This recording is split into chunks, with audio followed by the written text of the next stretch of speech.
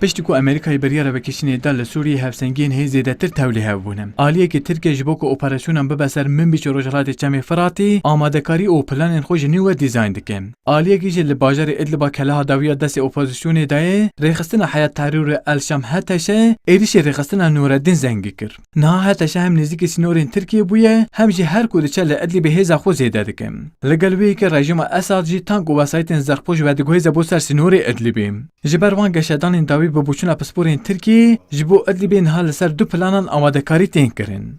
لگوری سروک نامنده لیکولین روجرات نوین پروفسور دکتر احمد اویسال ده سردام ترکیه خوشبو من بیش روجرات چمی فرات آماده دکه روسیه و سوریه جی دیدمه که نزد اپراسیونه که بسر ادلی پیگ بینن کو حتی شی بهز بکن. Türkiye Fırat'ın doğusuna yoğunlaşmışken Türkiye niha hemû hêz û bala xwe daye ser rojhilatê çemê Feratê.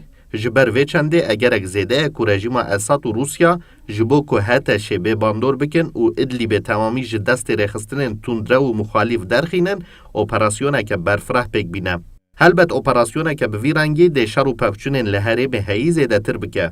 Lê belê êdî nemimkün e rêxistinên wekî El Nusra û Heteşe li Idlibê bimînin. Türkiye jî dixwaze wan rêxistinên tundrew bêbandor bike. Niha 12 xalên çavdêriyê yên Tirkiye li Idlibê hene û Tirkiye ji bo ku wan xalên çavdêriyê biparêze û ji ber egera operasyonekê ji bajarê Hatayê nêzîkê Sûriyê hêzên leşkerî û wesayetên zexpû ji bo Idlibê vediguhêze. Jeloma li gorî hem pasporan jî ji bo ku Tirkiye di operasyoneke bo ser rojhilatê çemê Firatê de piştevaniya Rûsyayê werbigire dê bixwe operasyonekê bibe ser Idlibê.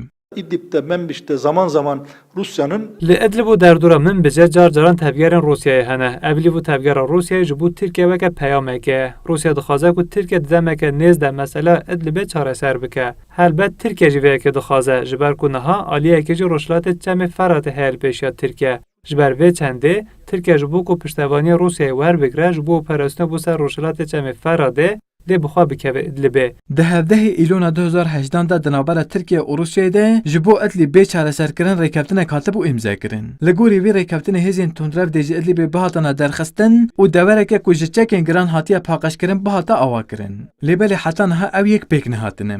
Ji ber vê çendê tê gotin ku operasyoneke bo ser Idlibê nêzik e, lê belê dê kê pêk bîne ew yek nediyar e. Vural êrişmiş. Kurdistan 24 Ankara.